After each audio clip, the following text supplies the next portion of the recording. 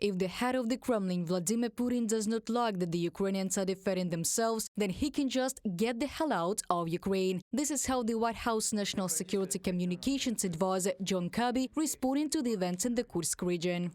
I am not going to talk about Ukrainian military operations, as I said earlier. I will let them speak to what they are doing. We are in close touch with them, as you might expect we would be, and that will continue those conversations. But make no mistake about it, this is Putin's war against Russia. John Kirby, White House National Security Communications Advisor, during an online briefing on August 13th. U.S. Senator from the Democratic Party Richard Blumenthal called the breakthrough of the border in the Kursk region by Ukrainian military historic. At a briefing in Kyiv, he said that Ukraine had transferred the war to Russian territory. According to him, the senators want to convey a message to the administration of U.S. President Joe Biden that Ukraine should be given more flexibility in using the weapons provided to strike beyond the existing lines. It is a seismic breakthrough.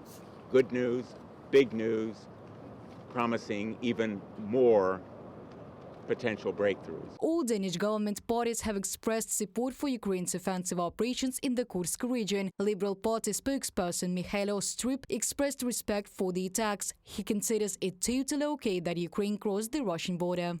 Every time we make a donation to Ukraine, it goes through the Foreign Policy Council, where we make clear rules with the Ukrainians about what they can use the donations for. As long as the Ukrainians enforce it, we have no reason to express criticism. Michael Astrup, representative of the Danish Liberal Party. The head of the Bundestag Defense Committee, Markus Fabe, believes that the offensive of Ukrainian troops near Kursk is going better than could have been expected. Also, according to the expert on foreign policy issues of the Free Democratic Party of Germany faction in the Bundestag, Ulrich Lechter, the Ukrainian armed forces can use German weapons on Russian territory without any restrictions. This does not require additional permission from Germany, since the use of weapons by Ukraine complies with international law.